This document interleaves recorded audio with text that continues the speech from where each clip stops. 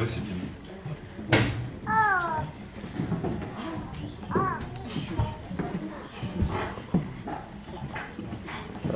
Une petite gluette de Georges Je faisais la boîte. Toutes les deux. Une période de désappointement.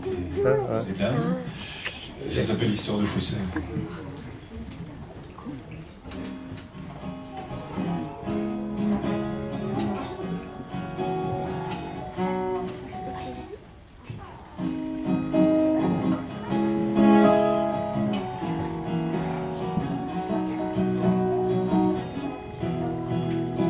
Se découpant sur champ d'azur, la ferme était fausse bien sûr, et le chaume servant de toit, synthétique comme il se doit. Au bout d'une allée de faux buis, on apercevait un faux puits, du fond duquel la vérité n'avait jamais dû remonter. Et la maîtresse de séance, dans un habit, ma foi séant, de fermière de comédie, à ma rencontre descendit, et mon petit bouquet soudain parut terne dans ce jardin, près des massifs de fausses fleurs offrant de plus vives couleurs.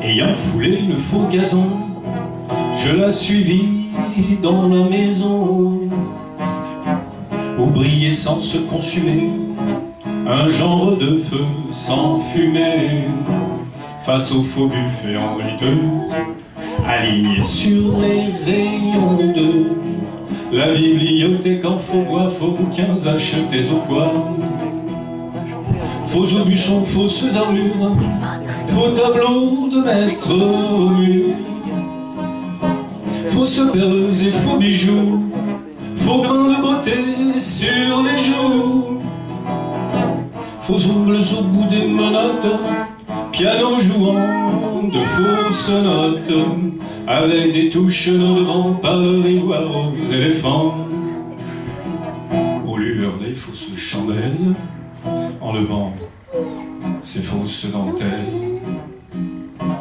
Elle a dit mais ce n'était pas sûr, tu es mon premier faux pas. Fausse vierge, fausse pudeur, fausse fièvre, simulateur, ces anges artificiels venus d'un faux septième ciel. La seule chose un peu sincère dans cette histoire de faussaire, et contre laquelle il ne faut peut-être pas s'inscrire en faux, c'est mon penchant pour elle et mon gros point du côté du poumon, quand amoureuse elle tomba d'un vrai marquis de Carabas.